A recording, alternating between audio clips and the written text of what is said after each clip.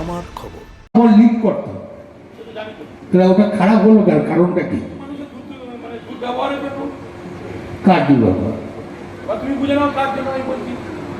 ব্যবহারের জন্য, ব্যবহার ঠিক থাকলে ঠিক হতো। মানুষ একদম খারাপ হয়ে গেছে, নাম শুনলে খেপে যাচ্ছে। এই ভোট তো মমতা, এই ভোট তো মমতা ব্যানার্জি ভোট। এই বছরটা তোমাকে দেখে ভোট হবে। হ্যাঁ, ভোট হলে কি হবে?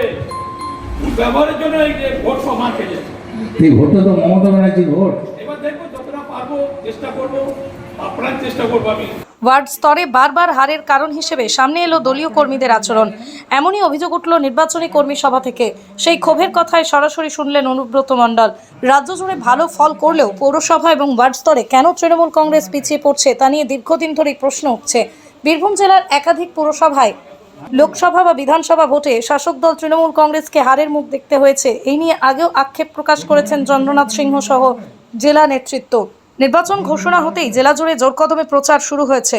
তারই মাঝেই বোলপুর বিধানসভা কেন্দ্রে তৃণমূল প্রার্থী চন্দ্রনাথ সিংহের সমর্থনে নিজের ওয়ার্ডে কর্মী সভায় যোগ দেন অনুব্রত মণ্ডল। সেখানেই ওয়ার্ডে হারের কারণ নিয়ে প্রশ্ন তুলতেই কর্মীদের একাংশ জানায় দলীয় কর্মীদের আচরণই হারের অন্যতম কারণ।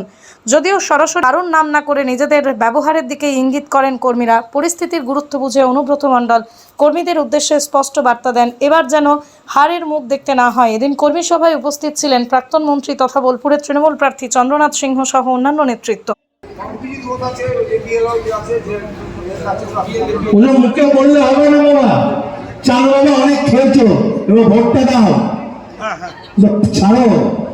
তাদের কাছে অষ্টাশি পাটের লিডটা বুঝে নেবো, আর নালে এনআরসি যখন ফর্ম আসবে কিছু করবো না, তাকিয়ে তাকিয়ে দেখতে হবে, কিচ্ছু করবো না। যেমন এসআরে বাঁচিয়ে দিলাম, তোর বাঁচাবো।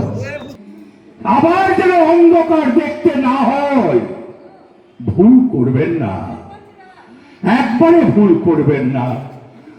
সাধারণ মানুষ, খেটে খাওয়া মানুষ, দিনমজুর, কৃষক, বেকার ছেলে মেয়েরা মমতা ব্যানার্জি তাদের পাশে থাকে।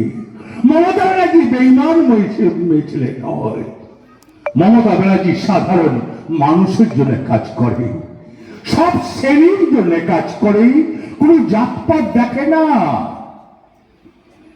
সব শ্রেণীর মানুষের পাশে দাঁড়িয়ে থাকে। তার নাম মমতা ব্যানার্জি, তার নাম অভিষেক ব্যানার্জি।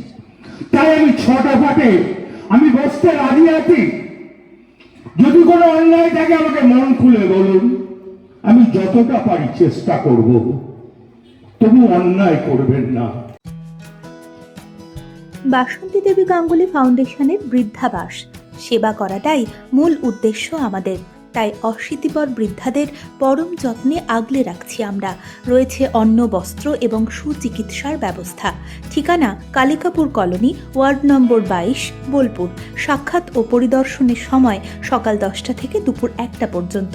বিস্তারিত জানতে 7063472820 এই নম্বরে যোগাযোগ করুন।